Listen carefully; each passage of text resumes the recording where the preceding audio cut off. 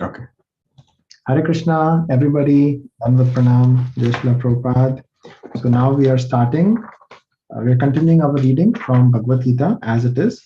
We completed our introduction and now we are starting chapter 1, title Observing the Armies on the battlefield of Kurukshetra. Okay, let's start.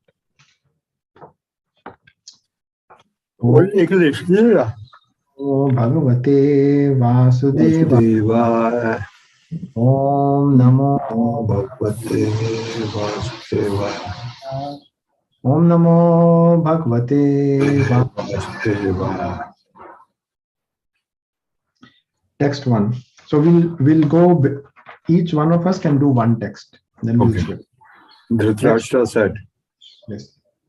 O Sanjay, after my sons and the sons of Pandu assembled in the place of pilgrimage in Kurukshetra, desiring to fight, what did they do?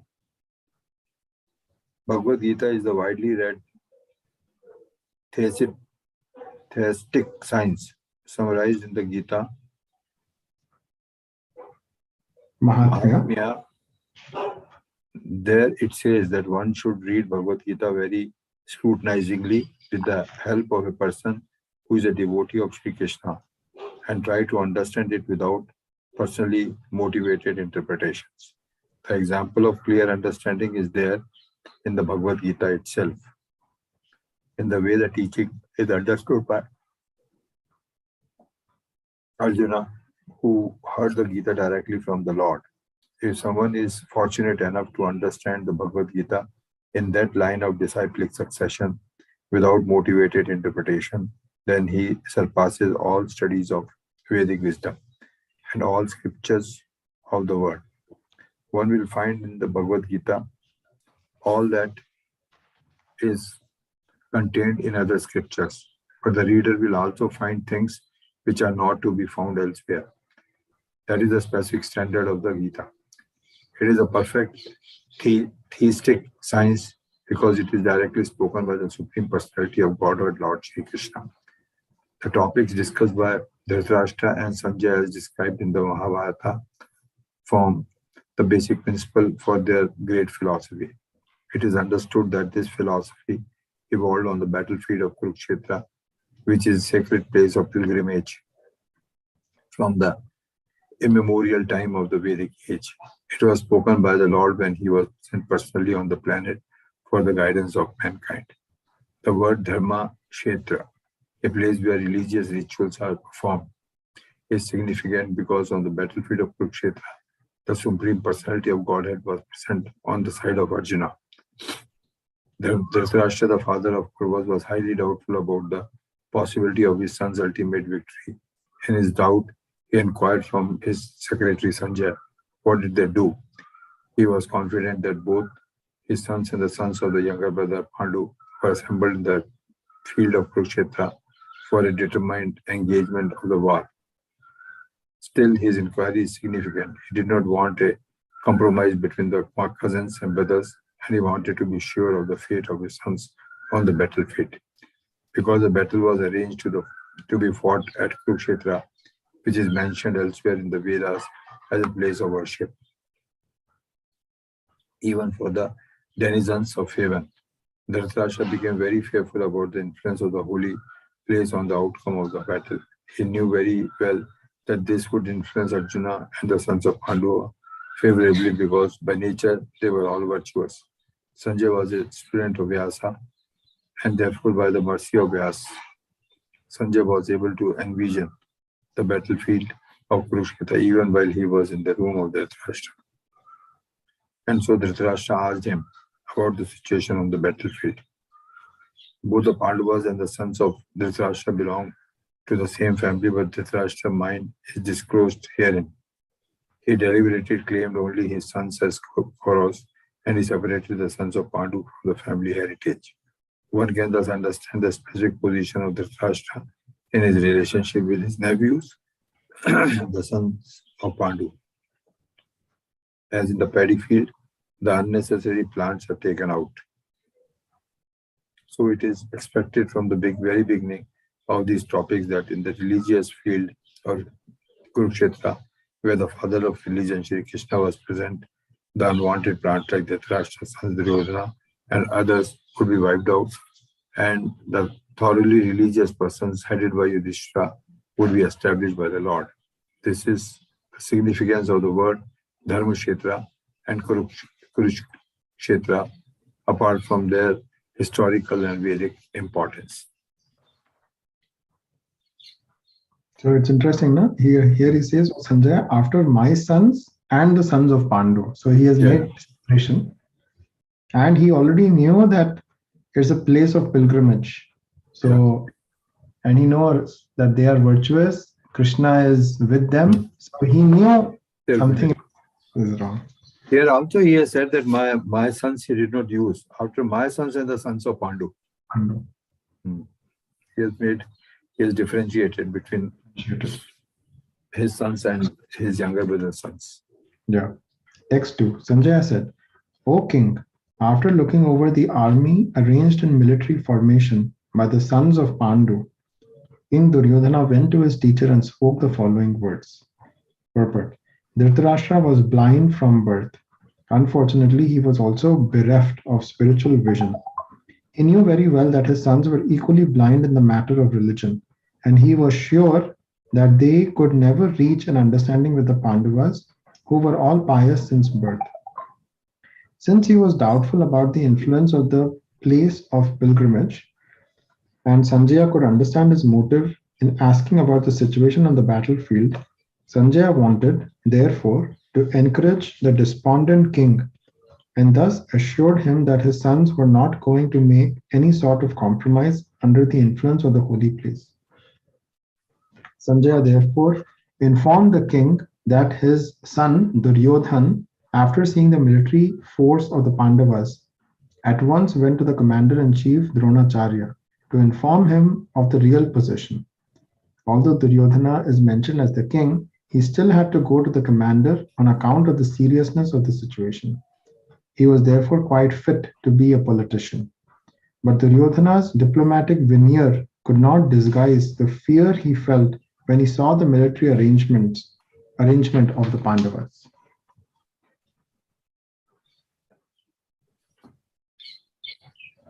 O my teacher, behold the great army of the sons of Pandu, so expertly arranged by your intelligent disciple, the son of Drupad. Because Drupad was there in charge. Yeah. And see, that's why politician, because Drupad and Dronacharya were not... they were not. They were enemies, yeah. So expertly arranged by your intelligent disciple, the son of Drupad. Irritate. A great diplomat.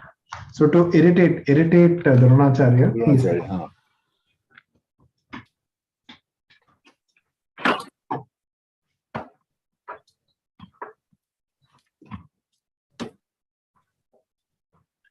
You're okay? Yes.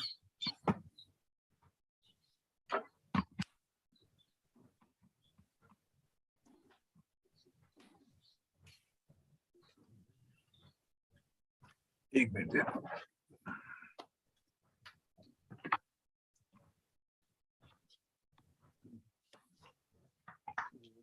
A great diplomat wanted to point out the defects of Dronacharya. The great Brahmana commander-in-chief Dronacharya had some political quarrel with King Draupad, the father of Draupadi, who was Arjuna's wife. As a result of this quarrel, Draupada performed a great sacrifice by which he received the benediction of having a son who would be able to kill Dronacharya. Dronacharya knew this perfectly well, and yet as a liberal Brahmana, he did not hesitate to impart all his military secrets. When the son of Draupad, Drishtadyumna, was entrusted to him for military education. Now on the battlefield of Kurukshetra, Drishtadyumna took the side of the Pandavas, and it was he who arranged for their military flanks. After having learnt the art from Dronacharya, Dronacharya pointed out this mistake of Dronacharya. Duryodhana pointed out this mistake of Dronacharya so that he might be alert and uncompromising in the fighting.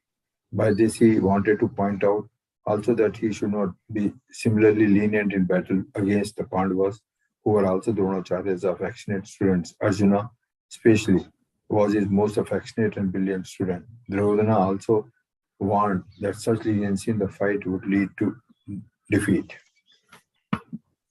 Text 4. Here in this army are many heroic bowmen, equal in fighting to Bhima and Arjun. Great fighters like Yuyodhana, Virat, and Drupad. Purport. Even though Drishtadyumna was not a very important obstacle in the face of Dronacharya's very great power in the military art, there were many others who were causes of fear. They are mentioned by Duryodhana as great stumbling blocks on the path of victory because each and every one of them was as formidable as Bhima and Arjun. He knew the strength of Bhima and Arjun and thus he compared the others with them. There are also great heroic powerful fighters like Dashtaketu, Chekitna, Kashi Raja, Purujit, Kunti Bhoja, and Sabya. 6. There are the mighty Yuddhamanyu, the very powerful Uttamauja, the son of Subhadra, and the sons of Draupadi. All these warriors are great chariot fighters.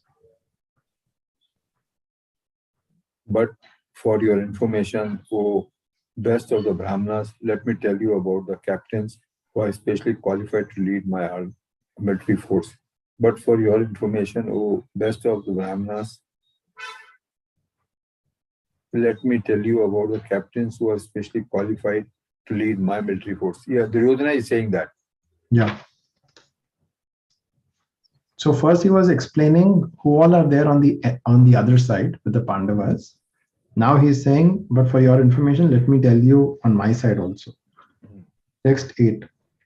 There are personalities like you, Bhishma, Karna, Kripa, Ashwathama, Vikarna, and the son of Somadatta called Bhurishrava, who are always victorious in battle. Purport. Duryodhan mentions the exceptional heroes in the battle, all of whom are ever victorious. Vikarna is the brother of Duryodhan. Ashwathama is the son of Dronacharya. And Saumadatti or Bhurishrava is the son of the king of the Bahalikas. Karna is a half brother of Arjun, and he was born of Kunti before her marriage with King Pandu. Kripacharya's twin sister married Dronacharya. Kripi. There are many other heroes who are prepared to lay down their lives for my sake. All of them are well equipped with different kinds of weapons, and all are experienced in military science. As far as the others are concerned, like Jayadatt, Kritvarma, and Salya, all are determined to lay down their lives for Duryodhana's sake. In other words, it is already concluded that all of them would die in the battle of Kurukshetra for joining the party of the sinful Duryodhana.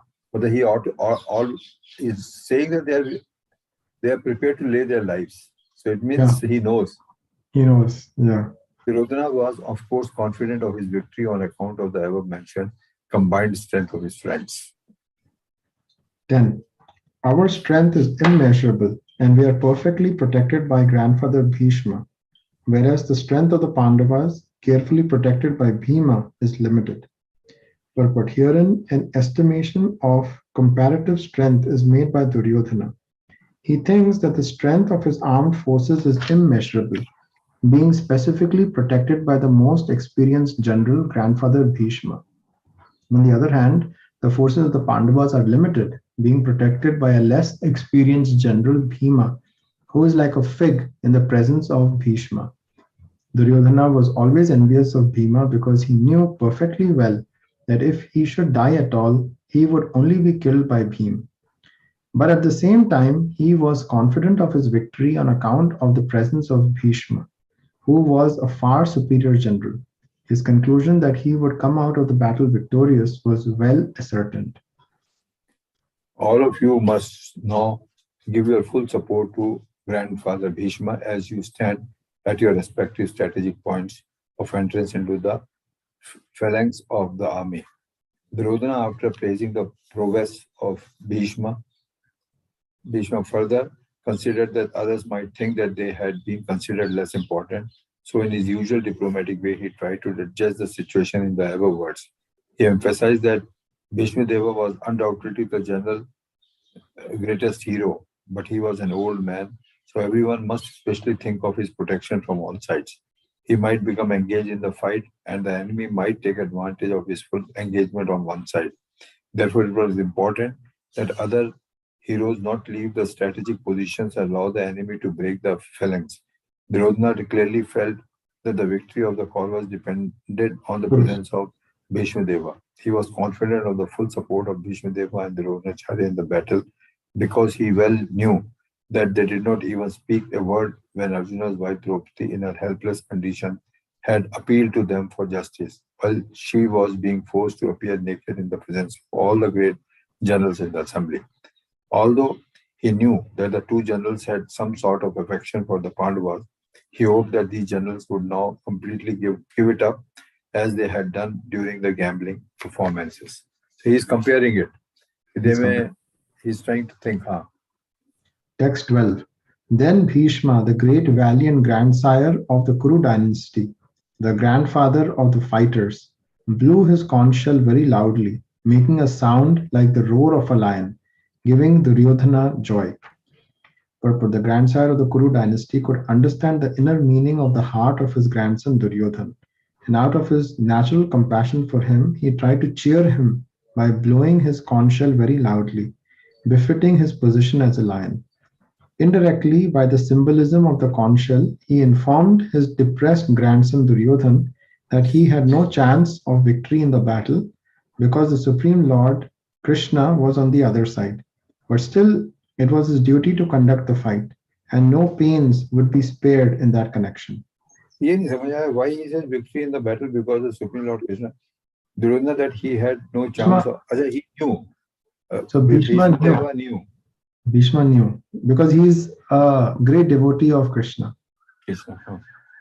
But still, because it was his duty, dharma, he fought against the Pandavas. After that, the conch shells, drums, bugles, trumpets, and horns were all suddenly sounded, and the combined sound was tumultuous.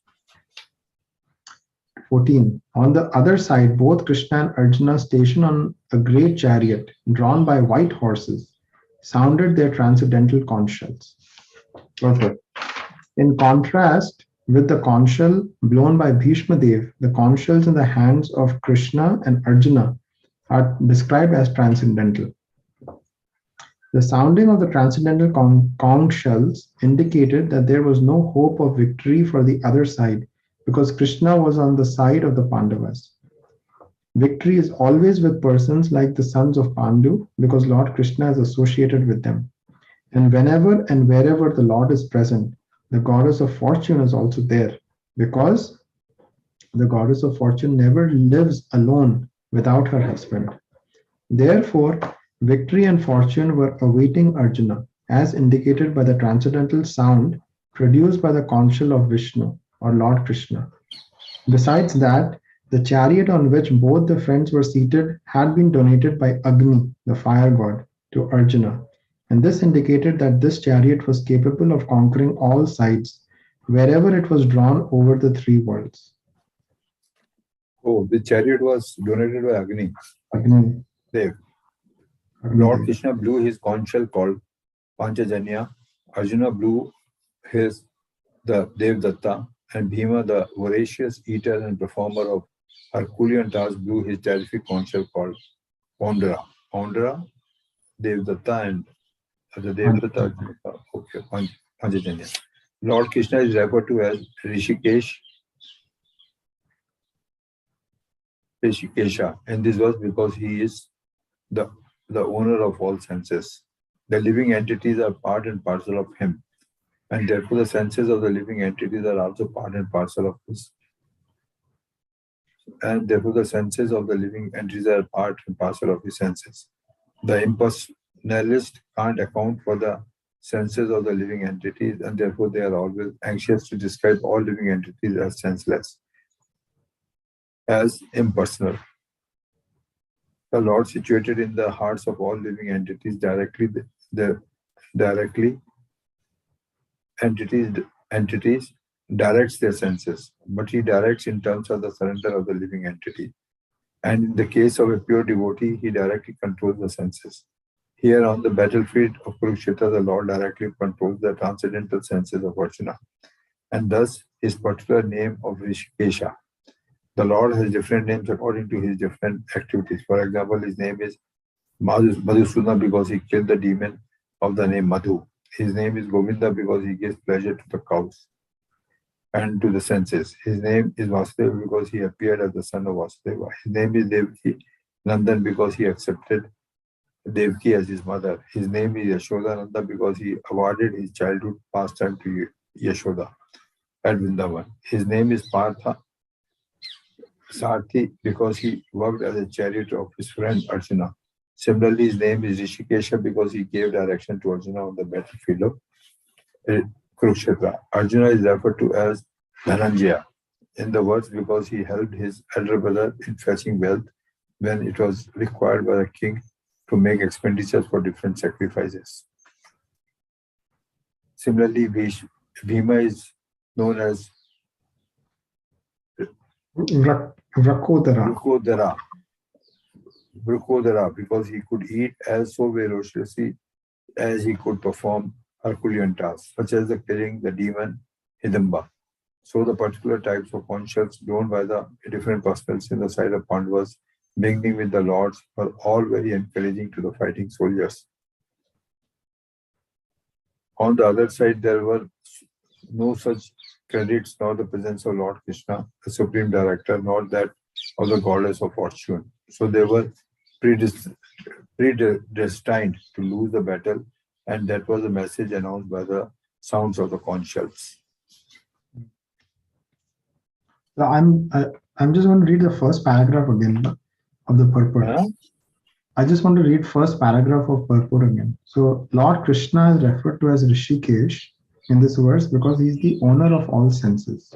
Rishikesh.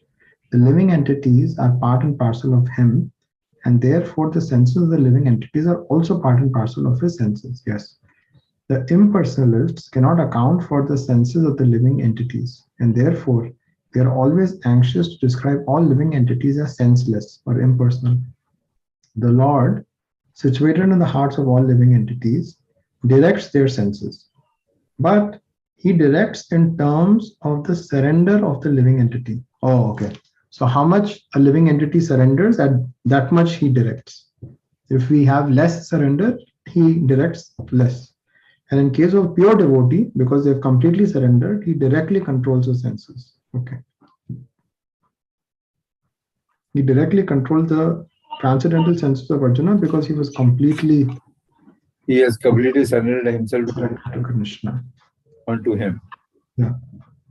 Okay. 16 to 18. Okay. King Yudhishthir, the son of Kunti, blew his conch shell, the Ananta Vijaya, and Nakul and Sahadev blew the Shughosh and Mani Pushpaka. That great archer, the king of Kashi, the great fighter Shikhandi, Drishtadyum, Virat, the unconquerable Satyaki, Drupada, the sons of Draupadi, and others, O king, such as the mighty armed son of Shubhadra, all blew their respective conch shells. Purport: Sanjaya informed King Dhritarashtra very tactfully that his unwise policy of deceiving the sons of Pandu and endeavoring to enthrone his own sons on the seat of the kingdom was not very laudable. The signs already clearly indicated that the whole Kuru dynasty would be killed in that great battle, beginning with the grandsire Bhishma down to the grandsons like Abhimanyu and others, including kings from many states. The grandsire Bhishma down to the grandsons like Abhimanyu and others, including kings from many states of the world. All were present there and all were doomed. The whole catastrophe was due to King Dhritarashtra because he encouraged the policy followed by his sons. But how did they know Abhimanyu? beginning with the grandsire Bhishma down to the grandsons like Abhimanyu. Oh, signs were there. Signs were there that the whole Kuru dynasty is going to be destroyed. This is Srila Prabhupada is saying. But why Abhimanyu they have said? No, this because Srila Prabhupada knew that there's going to be a lot of destruction on both sides. Though the Pandus are going to win, but still there was bound But to why be, they have singled out Abhimanyu? because he's saying that from grandfather all the way to grandsons, Okay. like the whole array of people are going to be, killed. The blowing of these different conches became uproarious, vibrating both in the sky and on the earth. It shattered the hearts of the sons of Dhritarashtra. When Bhishma and the others on the side of Duryodhana blew their respective conches, there was no heartbreaking on the parts of Pandavas. Such occurrences are not mentioned, but in this particular verse, it is mentioned that the hearts of the sons of Dhritarashtra was shattered by the sounds vibrated by the Pandavas' party. This is due to the Pandavas and their confidence in Lord Krishna. One who takes shelter of the Supreme Lord has nothing to fear, even in the midst of the greatest calamity. 20. At that time, Arjuna, the son of Pandu, seated in the chariot, bearing the flag marked with Hanuman, took up his bow and prepared to shoot his arrows. O king, after looking at the sons of Dhritarashtra drawn in military array, Arjuna then spoke to Krishna these words. The battle was just about to begin. It is understood from the above statement that the sons of Dhritarashtra were more or less disheartened by the unexpected arrangement of military force by the Pandavas, who were guided by the direct instructions of Lord Krishna on the battlefield. The emblem of Hanuman on the flag of Arjuna is another sign of victory, because Hanuman cooperated with Lord Rama in the battle between Ram and Ravan, and Lord Ram emerged victorious. Now both Ram and Hanuman were present on the chariot of Arjuna to help him. Yeah, Krishna, right? Krishna. Lord Krishna is Ram himself, and wherever Lord Ram is, his eternal servitor Hanuman and his eternal consort Sita, the goddess of fortune, are present. Therefore, Arjuna had no cause to fear any enemies whatsoever. And above all, the Lord of the senses, Lord Krishna, was personally present to give him direction. Thus, all good counsel was available to Arjuna in the matter of executing the battle. In such auspicious conditions, arranged by the Lord for his eternal devotee, lay the signs of assured victory. Amazing, no? Arjuna said, O infallible one, please draw my chariot between the two armies so that I may see those present here who desire to fight and with whom I must contend in this great trial of arms. Although Lord Krishna is the Supreme Personality of Godhead, out of his causeless mercy, he was engaged in the service of his friend. He never fails in his affection for his devotees, and thus he is addressed herein as infallible. As chariot, he had to carry out the orders of Arjuna, and since he did not hesitate to do so, he is addressed as infallible.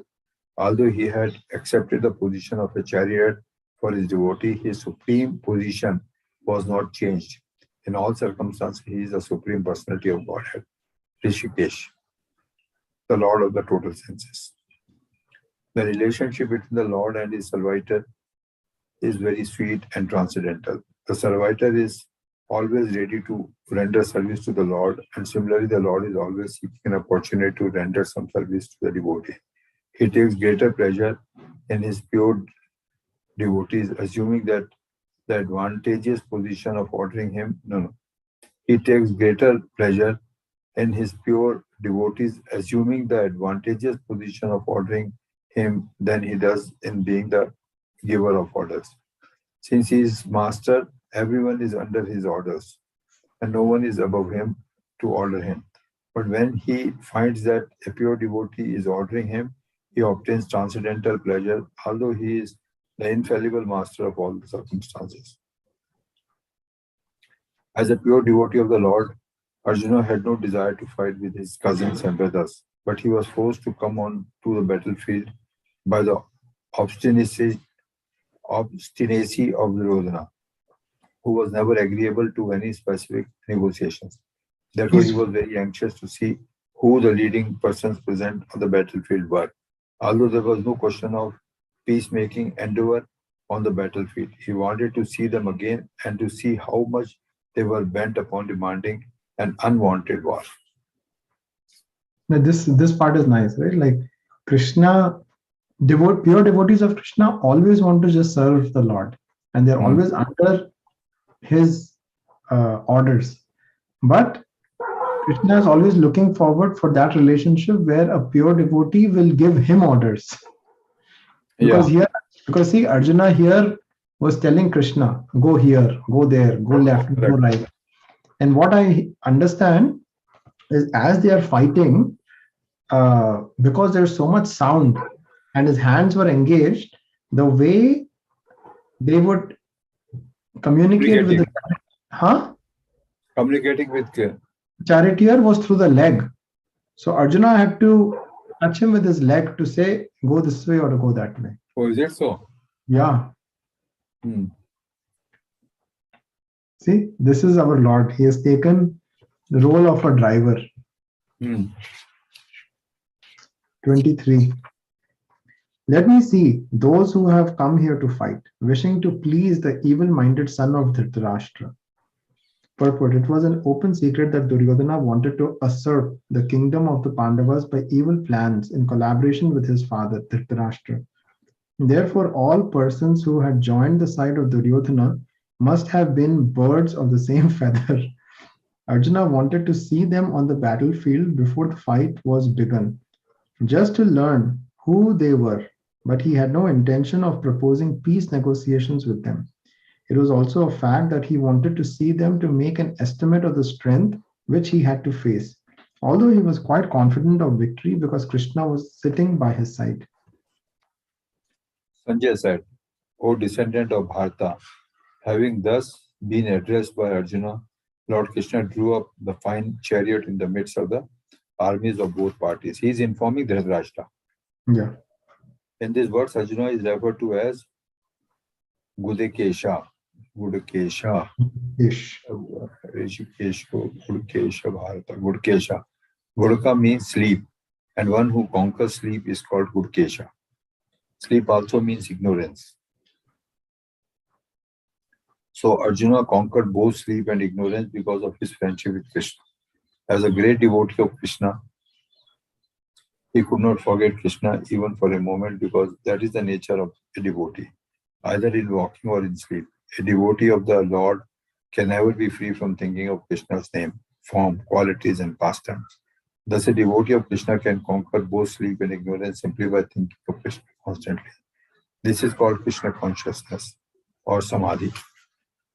As Rishikesha or the director of the senses and mind of every living entity, Krishna could understand Arjuna's purpose in placing the chariot in the midst of the armies. Krishna could understand. Thus he did so and spoke as follows. 25. In the presence of Bhishma, Drona, and all other chieftains of the world, the Lord said, just behold, Partha, all the Kurus assembled here.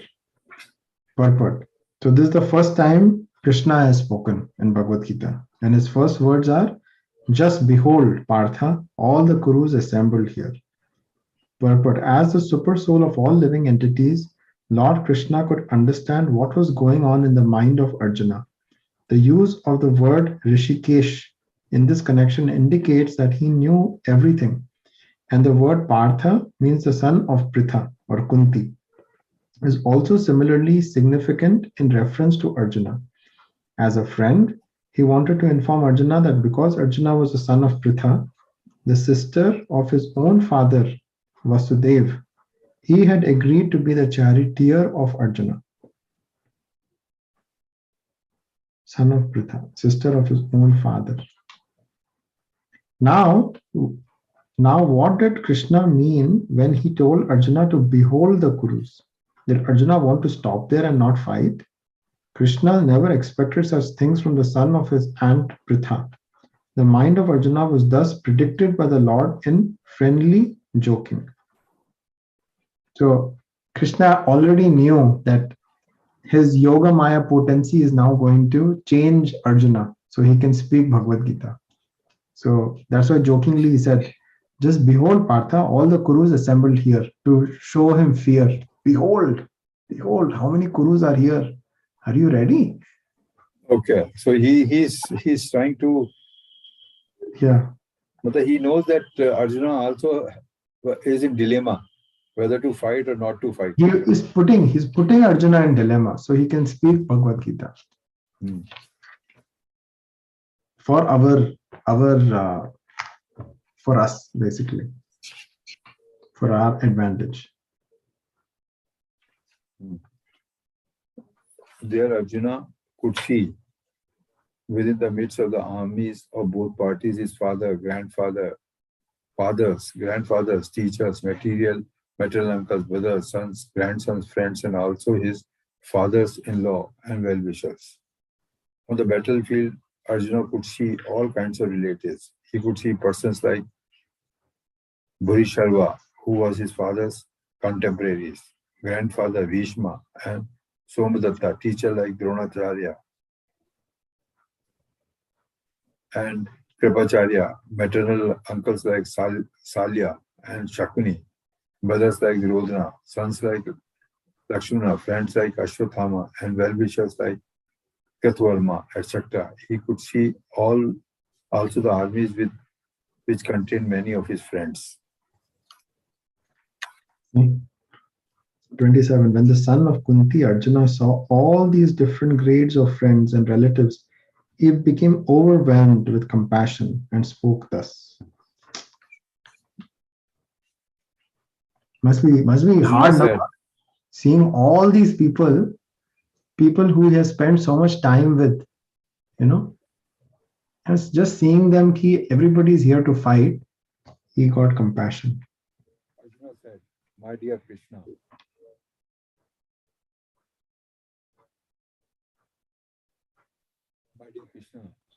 seeing my friends and relatives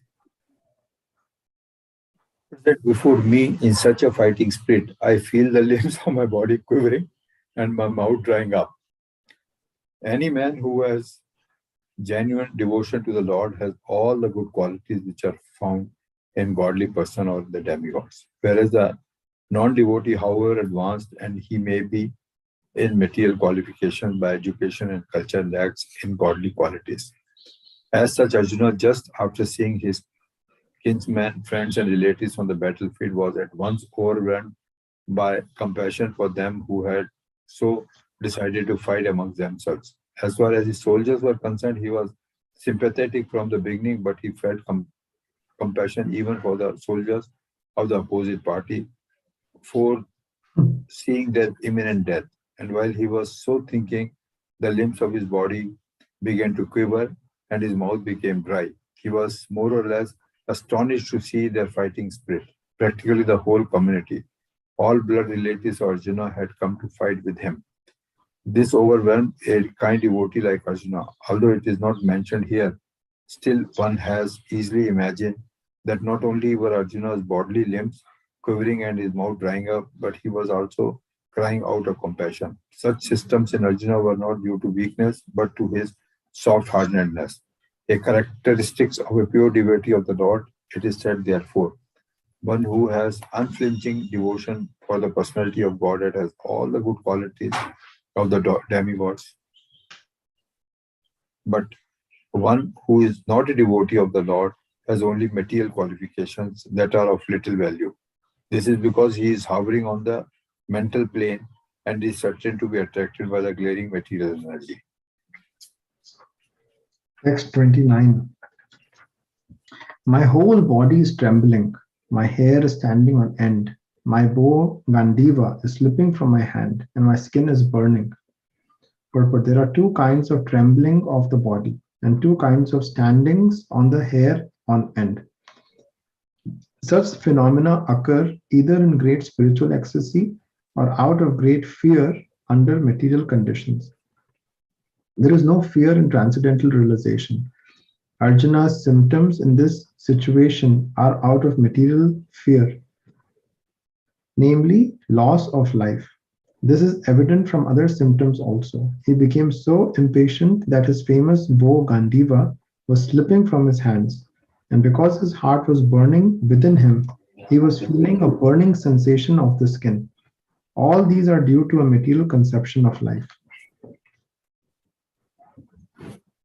I am now unavailable to stand here any longer. I am now unable to stand here any longer. I am forgetting myself and my mind is reeling. I see only causes of misfortune. O Krishna, killer of the Keshi demon. Due to his impatience, Arjuna was unable to stay on the battlefield and he was forgetting himself on account of this weakness of his mind. Excessive attachment for material things puts a man in such a bewildering condition of existence. Such fearness and loss of mental equilibrium take place in persons who are too affected by material conditions. Arjuna envisioned only painful reverses in the battle. But he would not be happy even by gaining victory over the foe. The words Nimittani Vipratani are significant. When a man sees only frustration in his expectations, he thinks, why am I here? Everyone is interested in himself. Everyone is interested in himself and his own welfare. No one is interested in the Supreme Self. Arjuna is showing ignorance of his real self-interest by Krishna's will. Arjuna is showing ignorance of his real self-interest by Krishna's will. One's real self-interest lies in Vishnu or Krishna. The conditioned soul forgets this and therefore suffers material pains. Arjuna thought that his victory in the battle would only be a cause of lamentation for him.